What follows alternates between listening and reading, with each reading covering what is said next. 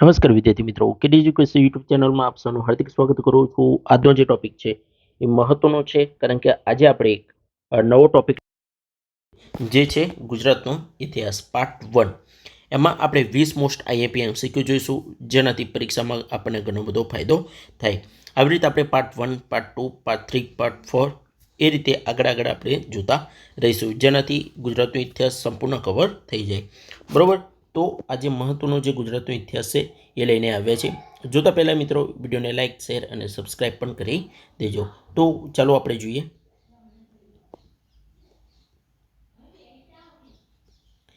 તો number wise આપણે જોઈશું. બરાબર. તો નંબર 1, વિશ્વ ઇતિહાસના પિતા કોને ગણવામાં આવે છે? તો જવાબ આવશે મિત્રો હેરોડોટ્સ. બરાબર. હેરોડોટ્સ છે એ વિશ્વ ઇતિહાસના પિતા તરીકે ગણવામાં આવે છે. નંબર 2, ઇતિહાસનો ગ્રંથ બરાબર કયો છે? તો યાદ રાખવાનું છે મિત્રો, હિસ્ટોરિકા જે છે એ ઇતિહાસના ગ્રંથ તરીકે ઓળખવામાં આવે છે. નંબર 3, ભારતીય ઇતિહાસના પિતા કોને ગણવામાં આવે છે? ભારતીય ઇતિહાસના પિતા કોને ગણવામાં આવે છે? તો તમને યાદ છે મિત્રો, મેગસ્થનીસ છે એ ભારતીય ઇતિહાસના પિતા તરીકે ગણવામાં આવે છે. આગળ આપણે જોઈએ નંબર 4, તો ભારતીય સમાજમાં વિભાજિત કર્યું છે એ કયા ગ્રંથમાં દર્શાવેલું છે? તો ઇન્ડિકા છે એમાં જે દર્શાવ્યું છે, જે ભારતીય સમાજનું વિભાજન કરેલું છે તે.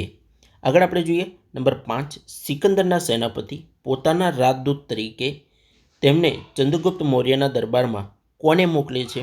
બરાબર. જે સિકંદર છે એનો જે સેનાપતિ છે એ ચંદ્રગુપ્ત મૌર્યના દરબારમાં રાજદૂત તરીકે કોને મોકલે છે? તો સેલ્યુકસ નિકેટર. બરાબર. સેલ્યુક નિકેટર છે એ સિકંદરનો સેનાપતિ હતો. નંબર 6, ગુજરાતના ઇતિહાસનો સૌપ્રથમ ખંખોરનાર અંગ્રેજ વ્યક્તિ કોણ હતા? તો ગુજરાતના ઇતિહાસને સૌપ્રથમ ખંખોરનાર અંગ્રેજ વ્યક્તિ ગણવામાં આવે તો રોબર્ટ બ્રુસ ફૂટ હતા. બરાબર. રોબર્ટ બ્રુસ ફૂટ. આગળ આપણે જોઈએ નંબર 7, તો ગુજરાતના ઇતિહાસને સૌપ્રથમ ખંખોરનાર ભારતીય વ્યક્તિ કોણ હતા? તો યાદ રાખવાનું છે મિત્રો, તો ભારતના અને અંગ્રેજ વ્યક્તિ છે. બરાબર. આપણે ભારતીય ઇતિહાસમાં છે, બરાબર, ગુજરાતનો ઇતિહાસ, તો એમાં ભારતીય વ્યક્તિ પૂછી શકે. તો ગુજરાતના ઇતિહાસને સૌપ્રથમ ખંખોરનાર ભારતીય વ્યક્તિ ગણવામાં આવે તો Hasmukhlal Sankalia. Number 8, archaeology survey of India એટલે કે ASIની સ્થાપના કોને અને ક્યારે કરી? તો ASIની સ્થાપના તો કે જનરલ કનિંગહામે 1861માં કરી હતી. બરાબર. તો યાદ રાખી લેવાનું છે, બહુ ઇમ્પોર્ટન્ટ પોઈન્ટ છે, એક્ઝામમાં પૂછાઈ શકે. અને આ જે છે એ NCERT ને GCERT બેઝ આધારિત MCQ છે. બરાબર. આગળ જોઈએ નંબર 9, આર્કોલોજી સર્વે ઓફ ઇન્ડિયાની સ્થાપના સમયના વાઇસરોય કોણ હતા? તો લોર્ડ કનિંગ છે એ આર્કોલોજી સર્વે ઓફ ઇન્ડિયાની સ્થાપના સમયના વાઇસરોય હતા. નંબર 10, ભારતના ASI એટલે કે આર્કોલોજી સર્વે ઓફ ઇન્ડિયાના અધ્યક્ષ કોણ હતા? તો ભારતના પ્રથમ જે ASIના અધ્યક્ષ ગણવા જઈએ તો 1921માં સર જોન્સ માર્શલ. બરાબર. Sir Jones Marshall. Number 11, sir Jones Marshall દ્વારા હડપ્પાનું ઉત્કલનમાં કોને મદદથી થયું? તો જે હડપ્પાનું ઉત્કલન જે છે, બરાબર, એ દયારામ સહાનીની મદદથી જે છે એનું ઉત્કલન થયું હતું હડપ્પાનું. તો આ પણ યાદ રાખવા જેવું છે.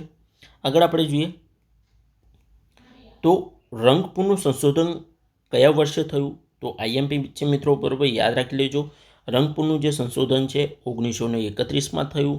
નંબર 13, રંગપુરનું સ્થળ ક્યાં આવેલું છે? ગુજરાતમાં. બરાબર. તો સુરેન્દ્રનગરના લીંબડી ખાતે આવેલું છે. નંબર 14, રંગપુર કઈ નદી કિનારે આવેલું છે? તો ભાદરની જે નદી છે, બરાબર, ભાદર નદી કિનારે આવેલું છે. આઈએમપી છે મિત્રો, યાદ રાખી લેવાનું છે, એક્ઝામમાં ભૂલાય નહીં. આગળ આપણે જોઈએ નંબર 15, રંગપુરના પ્રથમ સંશોધક કરતા કોણ હતા? રંગપુરના પ્રથમ સંશોધક કરતા ગણવા જઈએ તો માધવ સ્વરૂપ વસ્ત. બરાબર. માધવ સ્વરૂપ વસ્ત છે એ રંગપુરના પ્રથમ સંશોધક કરતા હતા. નંબર 16, રંગપુરના અટકી ગયેલા ઉત્કલનનું કાર્ય ફરી શરૂ કોને કર્યું? તો જે રંગપુરનું જે અટકી ગયેલું જે ઉત્કલનનું કાર્ય હતું એ ફરી શરૂ કરનાર SR રાવ 1953માં તેમણે ફરી જે કાર્ય છે એ શરૂ કર્યું હતું. નંબર 17 જોઈએ તો સમુદ્રમાં ડૂબેલી દ્વારકાનું સંશોધન કાર્ય કોને અને ક્યારે થયું? બરાબર, યાદ રાખજો, આઈએમપી છે મિત્રો. સમુદ્રમાં જે ડૂબેલી દ્વારિકા છે, બરાબર, જેનું સંશોધન કાર્ય કોને અને ક્યારે કર્યું? તો 1980માં શ્રી રંગનાથ રાવ સ્વામી, બરાબર, SR રાવે જે છે એ 1980માં જે દ્વારકા છે, બરાબર, ડૂબેલી દ્વારકા એનું સંશોધન કાર્ય શરૂ કર્યું. આગળ આપણે જોઈએ નંબર 18 તો રંગપુરમાં કયા અવશેષો મળી આવ્યા? તો યાદ રાખવાનું છે મિત્રો કે રંગપુરમાં છે એ ચોખા, બરાબર, મણકા બનાવવાના કારખાના, તાંબાની બંગડી અને હાથીના દાંત, આ વસ્તુ છે એ રંગપુરમાં મળી આવ્યું હતું. આગળ જોઈએ આપણે નંબર 19 તો ગુજરાતમાં એવું એકમાત્ર સ્થળ છે જે આઝાદી પહેલાં સંશોધન થયું હોય.